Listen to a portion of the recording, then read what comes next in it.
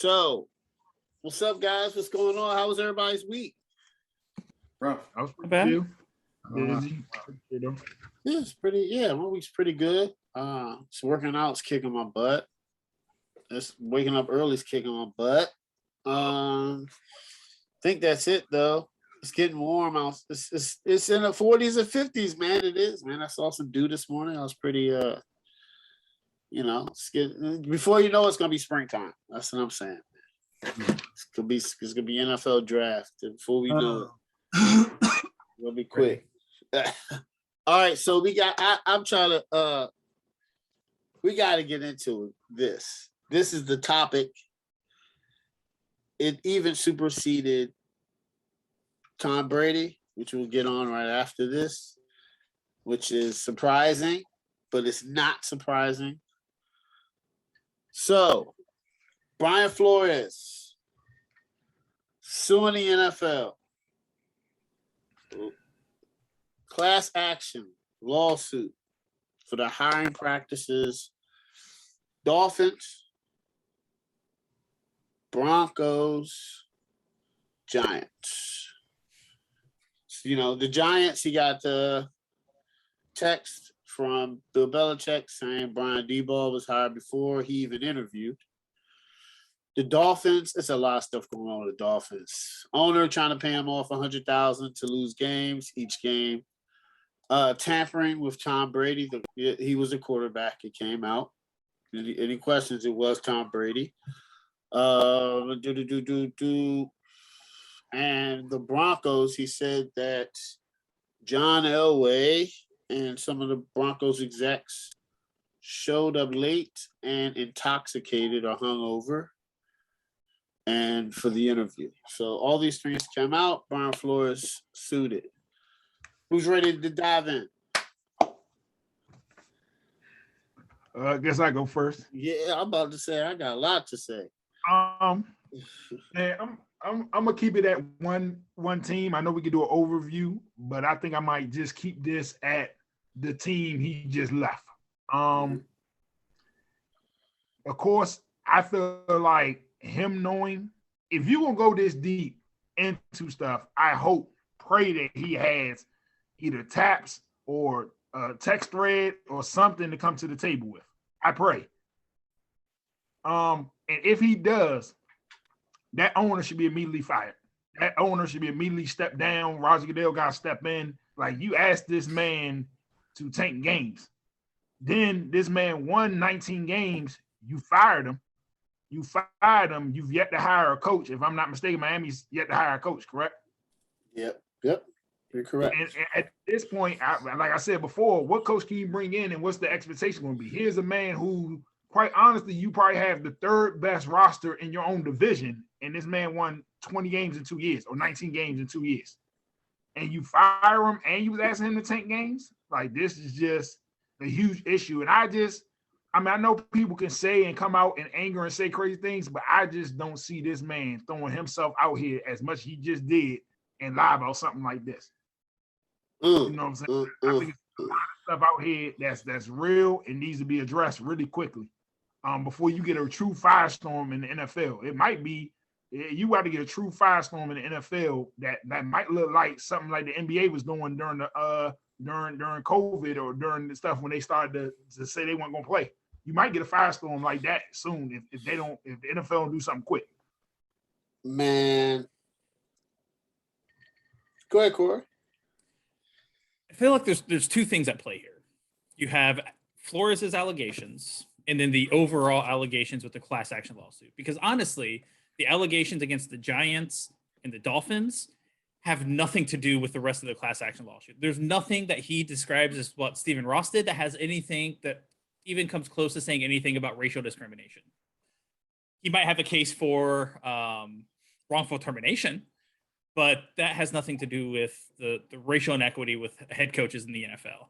I would imagine the Dolphins are going to get hit with some significant penalties from this because the attempted tampering, the trying to tank like that, I don't know if the NFL will go as far as to remove Ross from the team, but I would a hefty fine, and I could see a loss of draft picks if there's any kind of corroboration that Flores has that can back up his claim. The Giants thing, it's one of those.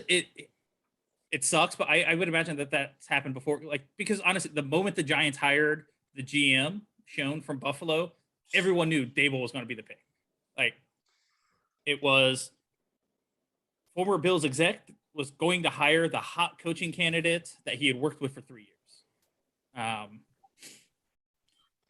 So the timing of it seems a little weird, especially because part of the lawsuit also has some recommendations for steps that the league can take to try to remedy the problem. But a few of them don't really make sense because the league has already acted on them. Like, one of them is increase the number of Black offensive and defensive coordinators, which is obviously the biggest way to address the issue of lack of head coaches. Because you look at what positions do NFL head coaches come from? It's offensive coordinator, defensive coordinator, and then occasionally special teams coordinator or quarterback coach. That's basically it. Yep. But the NFL already has something in place. A year and a half ago, in 2020, they expanded the Rooney Rule, where you have to interview Black candidates for coordinator positions now too. They also suggest incentivize Black GMs.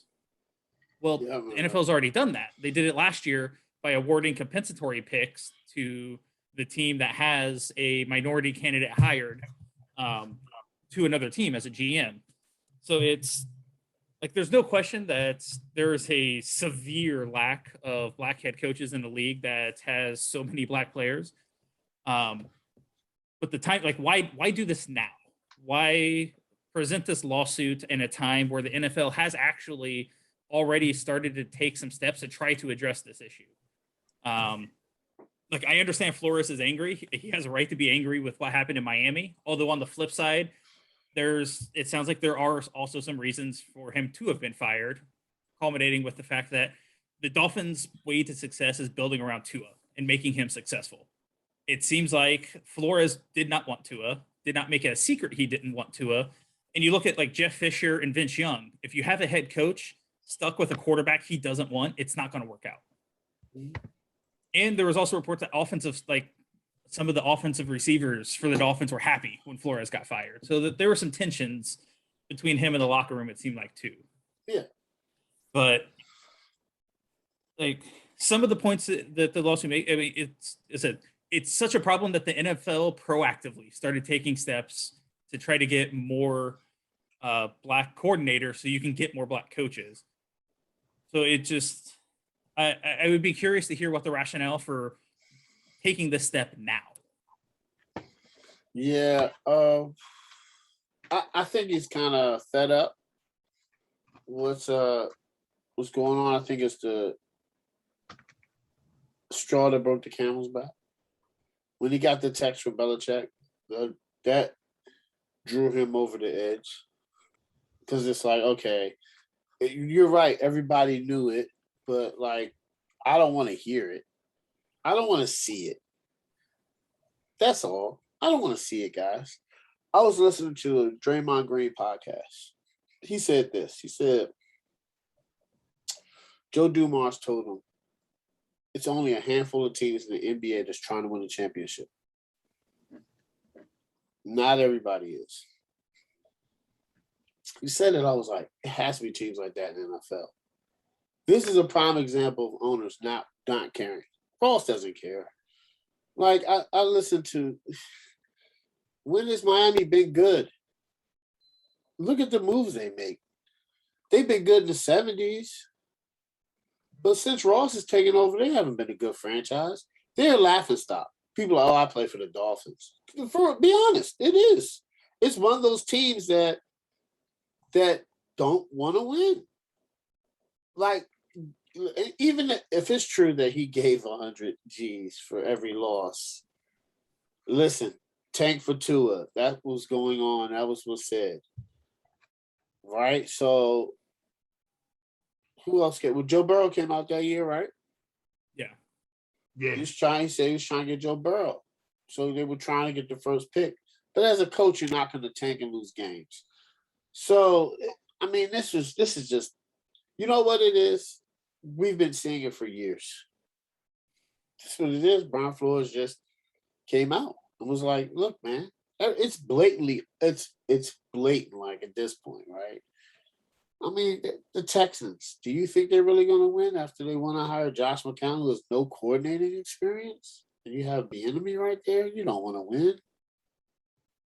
You just want to, like, come on, man. You can't tell me the Texans want to win and they're going to hire a quarterback with no coaching experience. That's their, come on, man. You can't tell me that they want to win. That's about, now reports are coming out. They don't even know about David Mills. Come on now. Really?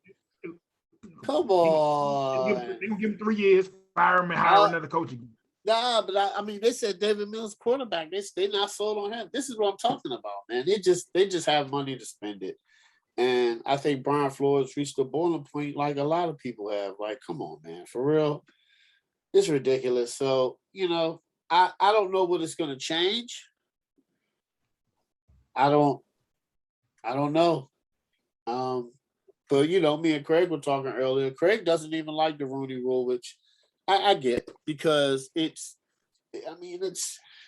listen, I was just telling him, you would have teams say, oh, I'm going to interview Deuce Staley, right? A team for the Eagles. I was listening to the Herd called the Volume podcast. Colin Cowherd's podcast. He had a macho. Can I say it's pronounced that? But he used to play for the Philadelphia Eagles. He said when he did, they interviewed Deuce Staley, who was the running backs coach of the previous regime, knowing that he wasn't going to get the job. They just did it, to Craig's point, satisfy the Rooney Rule. You know? Craig, do you think there are any? Do you think the league can do anything? As far as what? As far as like what Brian Flores is saying, as far as getting more minority coaches. I guess they can. I mean, it's just a matter of will the owners actually hire minority head coaches? I mean, if you look at it from at least from 2003 when the Rooney Rule started, there was 3 black coaches. Now, 2022, there's 1, Mike Tomlin. So, I mean, you look at that and like you're going backwards if you think about it that way in terms of head coaches. Now, granted, there's a lot of defensive coordinator and offensive coordinator black coaches out there, but there's, I mean, if you're trying to promote them, they're not getting promoted. I mean, my whole thing is if the coach is qualified and he's good enough to be the head coach of the team, whether he's black, white, Hispanic, or whatever it is, then he's the right coach for the job. Yeah. I don't like the Rooney Rule because I think it just throws people a bone. Minorities a bone because it's just like, well, we got to do this hiring process, even though we want to hire head coach A, we got to interview head coach B, C, and D because they're minorities.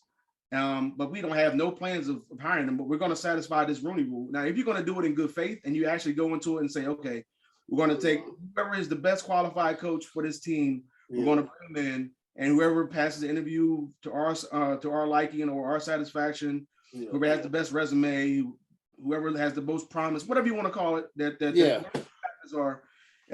it meets that and you hire on good faith, then okay, yeah, you know what? If he didn't get the job because he wasn't qualified enough and the white guy did or whatever it is, but you consider both of them equally, then that's cool. But I mean, like for the most part, it just seems like black people you go in there, you're just trying to appease the Rooney Rule, and then they're not getting hired regardless. So I think I thought it was a dumb rule a long time ago. I still think it's dumb. I think it's like a lame duck, like here. It's pointless. You're just trying to appease the Rooney Rule, trying to appease whatever that's in the bargaining agreement that they came up with a while ago. Well, now it's 2003 was when it came out, and it's just like, okay, we're just going to go ahead and get this. Even though we're not going to hire him, but we're just going to show, hey, look, guys, look over here. We interview 3 minority coaches, but we're not going to hire any of them. We're going to hire the white head coach or whatever it is. So I mean, like I said, if they're qualified for it, You just want to be fair. I just want the best coach who's qualified to be the coach, whether he's black, white, Hispanic, whatever. I don't care who it is. If the Panthers were going to hire a head coach, I wouldn't get upset because they didn't interview a black head coach.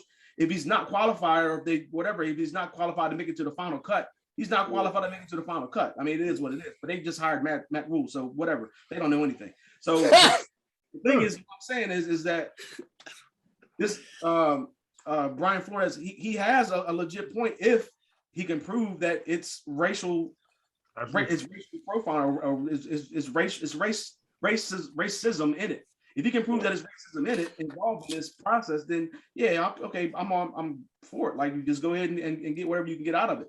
But I mean, if there's like no really weight to it, I mean, you're just wasting your time. You just kind of blackballed yourself, possibly, because he probably could have been the coach of the Texans. Who knows?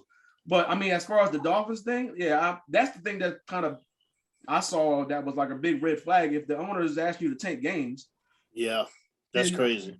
Something's got to happen to that owner. Like, I mean, if it's proven that he told him to tank games to get the number 1 pick, and then I think they try to offer the Bengals 3 number 1 picks for Burrow. Yeah. That effect.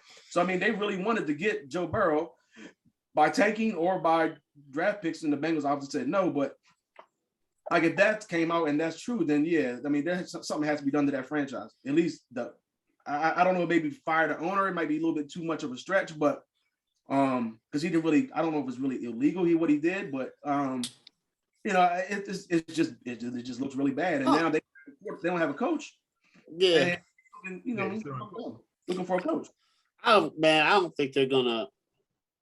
I don't think nothing's drastic is gonna happen. I'm just being honest.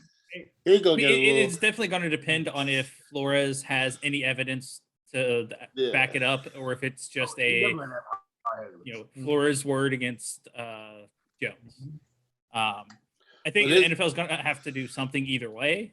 But he's not the only owner. I tell you that much. Oh, I'm sure.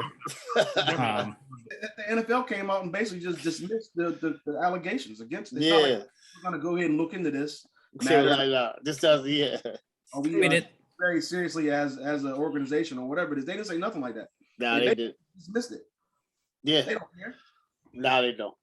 So I mean, I don't see him. I don't see Brian Flores unless he has like actual evidence, proof, and all that other stuff. I hope he does. A nice paper trail. Then yeah, I can see him getting something.